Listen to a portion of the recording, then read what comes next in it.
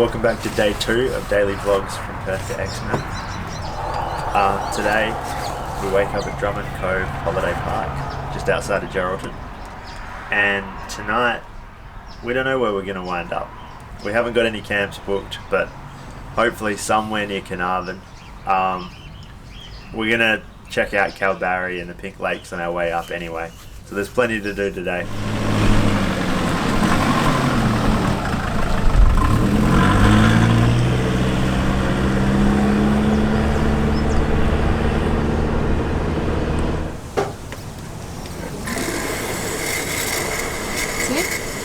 This is the 440 Roadhouse, just south of Drummond Cove Holiday Park. Apparently it comes highly recommended by the locals for cheap fuel.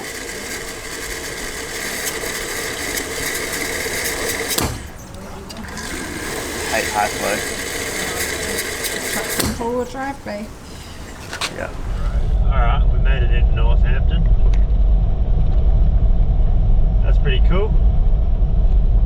And now we're going to turn off the main highway and head out to Gregory in Calbarri, the coastal way.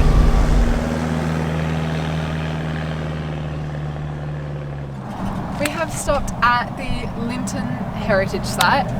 I'm not too sure about what it is, but Xav was keen to stop, so we'll go check it out and I'll grab some food from the back because I'm getting a bit hungry. So the Linton Heritage Site is a collection of very old buildings, including a convict labour hire building. So we're going to go and explore that, and I'll talk to you a bit about each specific one.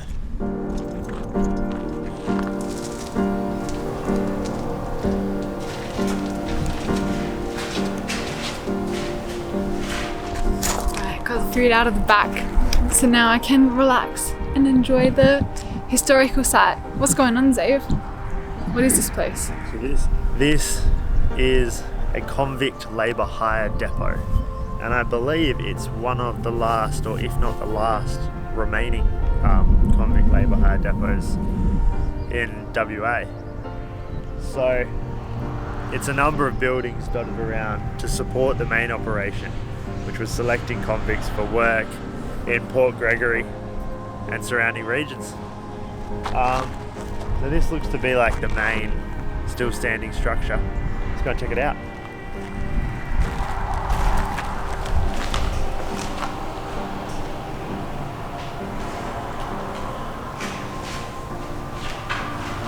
So this building was built in 1856 and it slept 80 men.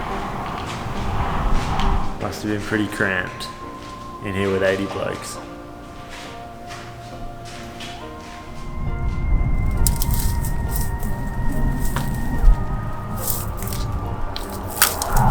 So this building was the old jail.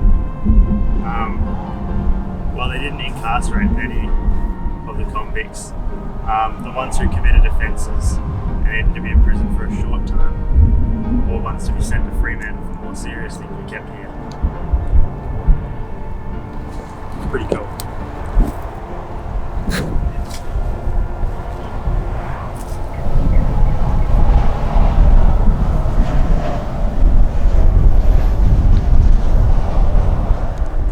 There is some graffiti on this wall dating back to the 1960s. Well, there's one from 1891, but I'm not sure how much I believe that, given the same initials are over there in 2003.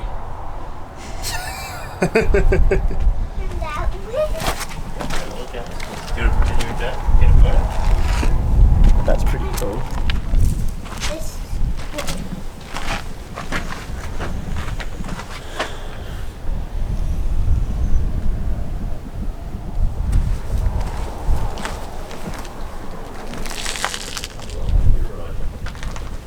Behind me is the Linton Magistrates' Quarters, where the District Magistrate for Victoria had to come out here, so they built him a house, because while all the prisoners and stuff slept in canvas, there was no way a District Magistrate was going to do that. So Yeah, they obviously built him one of the better buildings that's still standing today.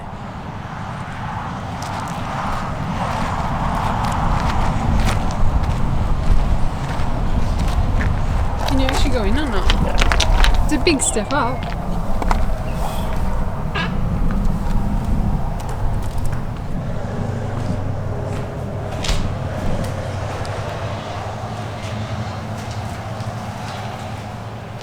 We even got a fireplace.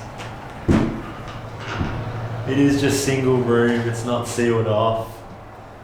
All limestone, tin roof, very simple. But it's pretty cozy. Stay here tonight? Yeah, almost as good as the rooftop tent. Alright. So that was the Linton convict depot. Pretty cool. A lot of history here. But now we are headed to a more natural attraction, the Pink Lakes. It hasn't rained in a while, so they should be looking pretty pink. No, it has rained. It's rained a lot recently, so they won't be very pink. When did it rain? That's what Pop said this morning. I thought he said it hasn't rained. No, so they should he be said pink. they've gotten a lot of rain up there. Okay, well I take it back.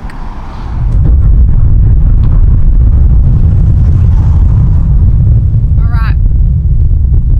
We are at the Pink Lakes, and as we were driving in, the first one didn't look that pink, so we were like, oh.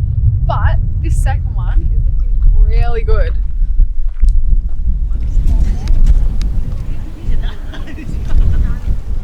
I think that the pink colour is caused by the salt in the lake, which is why when it's rained it's diluted and not as pink.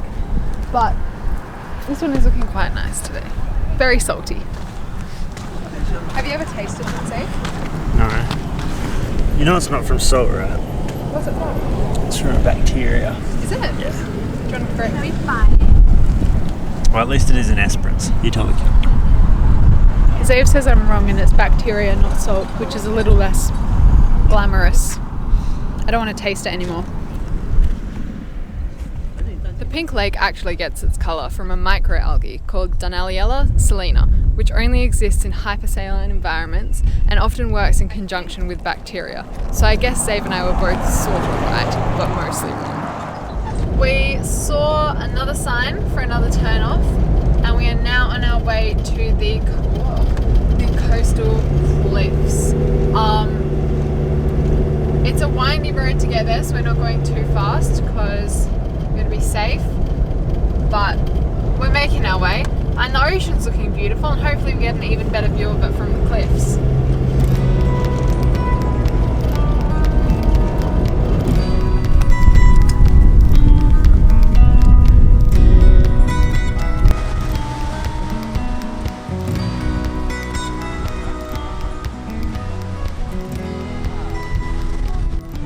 A part of these cliffs is a natural bridge in the side of the cliff, like a rock formation, which is caused by erosion from the wind and the water just slowly knocking bits out from under it.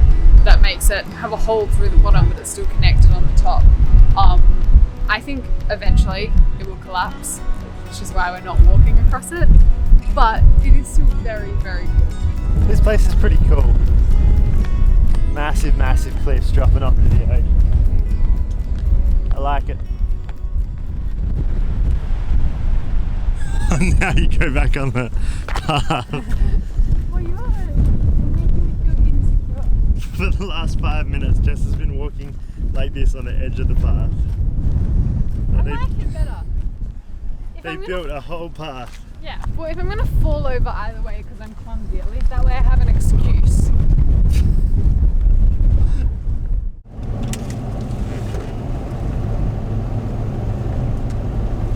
So it's been a year and 5 days since the cyclone hit Calbarri. And to be honest, it still hasn't fully recovered. I mean, you look at this place, completely torn to shreds. And a lot of the houses along the very front strip are like that, just under reconstruction. But there's plenty of life here, plenty of tourism. How far away is Canarvon? 317 kilometres, or 4 hours 20 minutes. Do you want to just have lunch at a pub here? So we're at the Calbarri Hotel. Fairly long line for food, bit of a wait. But it's not too bad. I grabbed the vinegar to season my chips. I tipped it all over them and then realised it was olive oil. Well, they don't taste too bad. Just more Italian.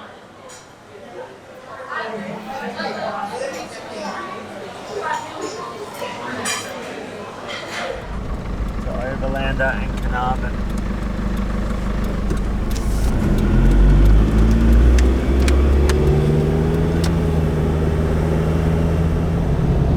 How boring is this drive going to be?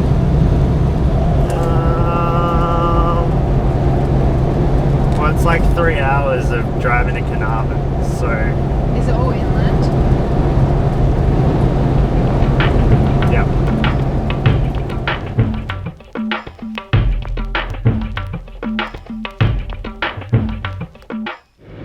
We're just heading up to a scenic lookout. We need to swap and change drivers anyway, so may as well do it somewhere pretty. Look at the ocean. That's pretty cool. Is that the ocean? Yeah, Side? that's Shark Bay. Nice. Because we were planning to do our grocery shop last night in Geraldton, and then we were planning to get to Canarvon a fair bit earlier than we're going to tonight. We didn't bring much food, and I'm kind of sick of eating chips. And all I have is a loaf of bread, apart from chips.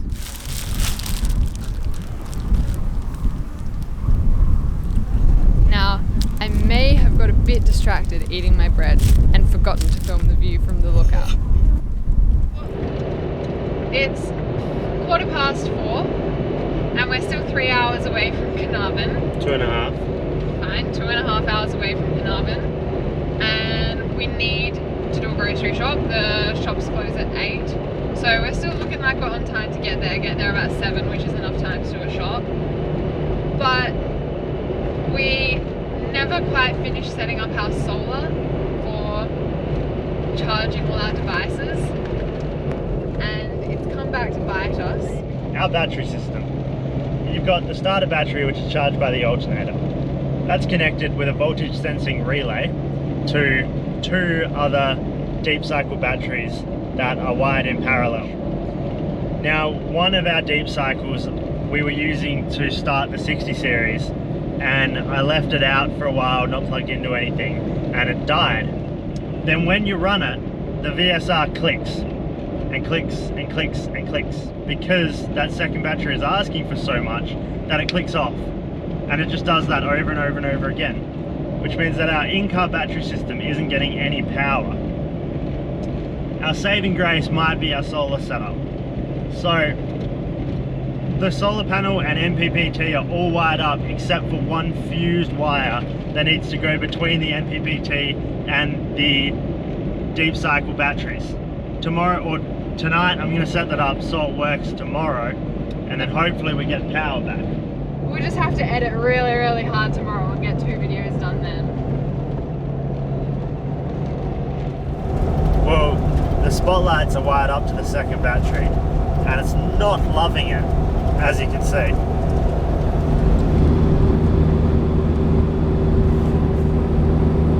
Works fine for the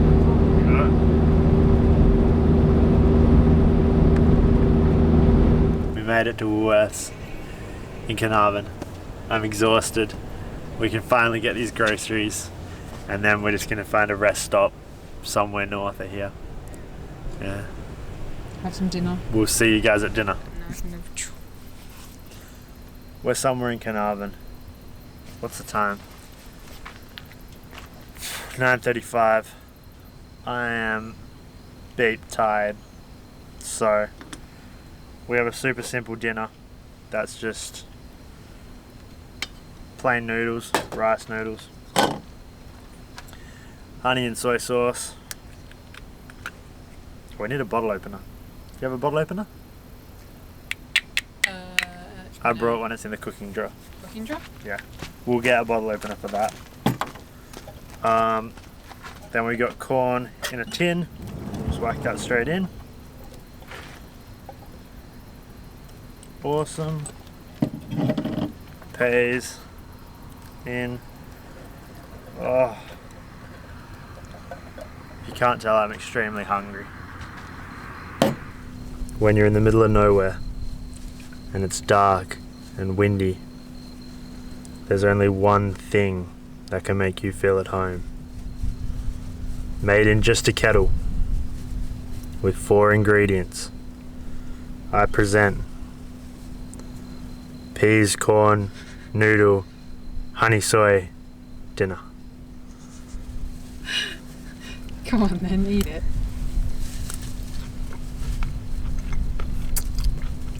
Yum. It's really good.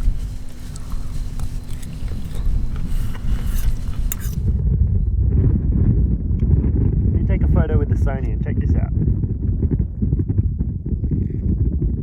It's like daytime. Look at that. How cool is that? When you leave home on holidays, you always forget one thing. Sometimes that one thing isn't that important. Sometimes it is important. I forgot my mop. So at Woolworths in Canarvon, I got another one. I find these really helpful when you're driving through like a plague of locusts or whatever, and you don't want to stop.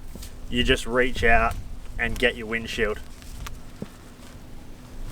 I also forgot the strengthening telescopic pole in the rooftop tent. So while it's normally held up by gas struts, if you put any extra weight on it, like we have for a solar panel, or if any strong gusts of wind blows or the gas struts decide to give out, there's a pole that stops you getting crushed to death. And I forgot that. But this is a fully metal telescopic mop that locks in place just like the one at home does. So I think this should do the job perfectly. We slept without one at all last night. Yeah, but better to be safe than sorry. It was very still last night. Oh no. What? It doesn't go any longer. Never mind, scrap this whole segment. I made a mistake. I figured like 1.5 meters would be long enough. It's not long enough. Needed 2 meters? Needed 2 meters. Oh. Damn it, the 2 meter mop was double the price though. Was it? So tonight in Canarvon, tomorrow we've got pretty big plans. We're driving from here to Coral Bay. Going to enjoy everything that Coral Bay has to offer, snorkel wise, forward driving wise. And then we're going to start our trek up the Ningaloo coast to Yardie Creek, where we've got a couple of campsites booked up that way. So yeah, hopefully we'll see some cool fish and start to get into the real, I don't know, I don't want to say beautiful part of Australia because it all is, but up there is pretty spectacular. And if you haven't liked and subscribed and done all of that, do that and check back tomorrow.